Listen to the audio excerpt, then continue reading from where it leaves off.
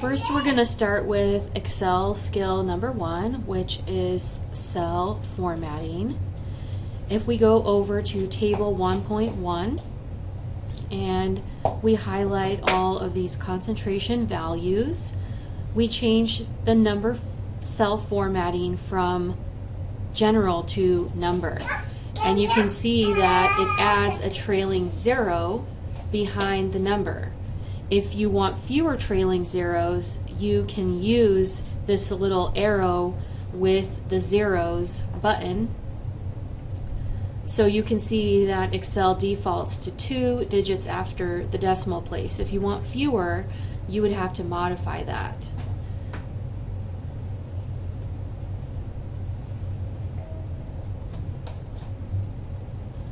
Let's go on to what if you want fewer digits. Excel can round for you. So this is a good skill to have whether you want more digits or fewer digits.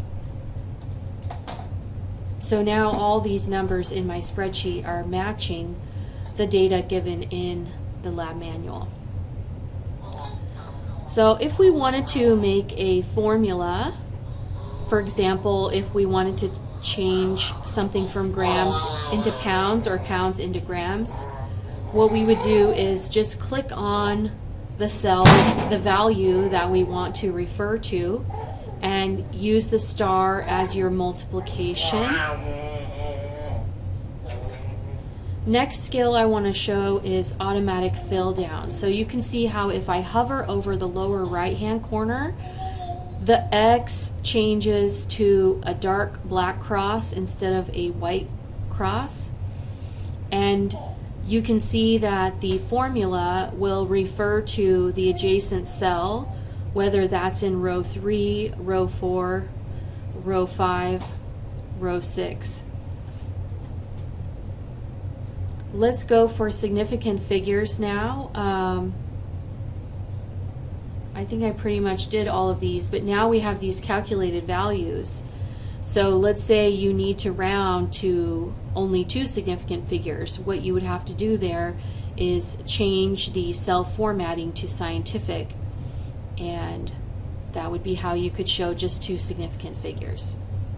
So let's get rid of these values because they're not real values. You would never convert absorbance into grams. But if we graph this data, this is a very common type of graph, concentration versus absorbance. You're going to go to Insert, and then you're going to choose the chart that just looks like a bunch of dots, and that's your XY scatter plot.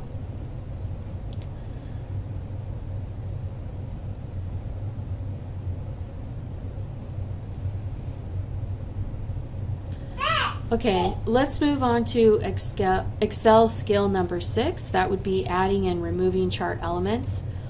So right now this is just a very generic XY scatter plot, but what we need to do is have axis titles on both the X and the Y axis.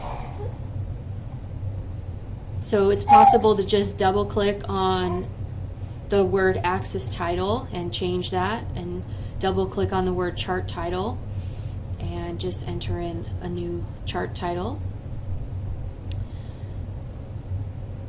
If your version of Excel automatically has a legend, you can take that off. You can also take off the grid lines. You won't need that. The next thing we want to do is format a trend line. So again, you're going to go into add or remove chart elements, and this time you're going to add a trend line. You're going to add a linear trend line.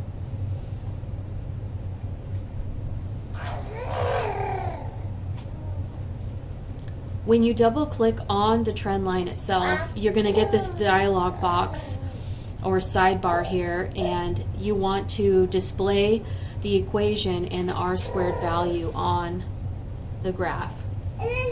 Now let's say you want to make sure that your trend line also has 3 significant figures. You're going to need to change it to scientific and specify 2 decimal places. That's the only way that you're going to for sure have the slope and the y-intercept with 3 significant figures. Okay, and then this is the last skill that I'm going to show you in this video. You're going to format the axis. And the reason why you want to do that is you want to make the data fill the space. So in your axis options, you're going to look at the x-axis, you're going to look at the data, you're going to look at even the table. And I can see in the table the lowest value is 0.7 in concentration units, and the highest value is 1.1. So I'm going to put those in for my minimum and maximum. And then I'm going to do the same for the y-axis.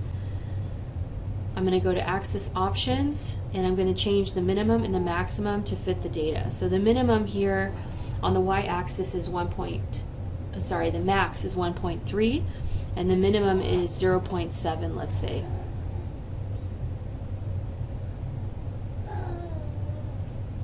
Okay, so now the data has filled the entire space of the graph, and that's a lot more of like what we want to see. You can move the equation of the line around.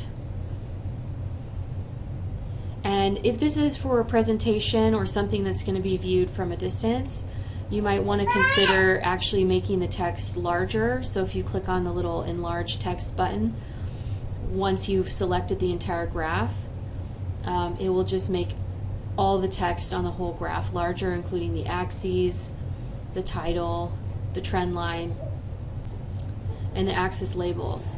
So that's one convenient way to make everything larger. You don't have to do this every time, but especially if you're giving a presentation, it's a good idea to do that.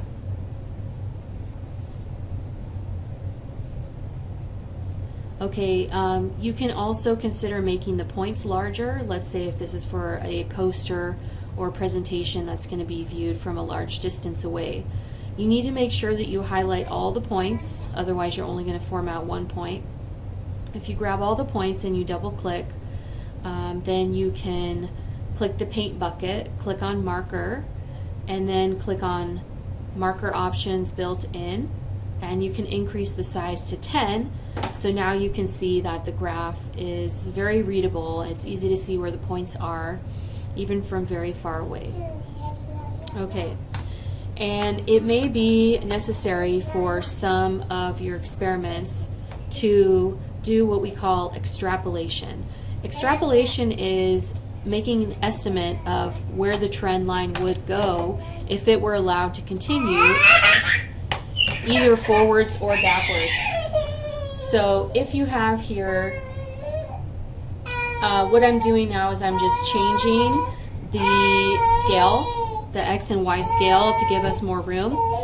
But if you go back into your trend line format dialog and you go into forecast, you can forecast a certain number of periods forward or backwards. So in this case, I've extrapolated the line forwards to predict what would be the absorbance of a higher concentration solution. If I change the X and Y axes to give us more room on the side closer to the origin, which is 0, 0, then we can also extrapolate the line backward. So if we add one period backward, we can see where the line would hit the x-axis.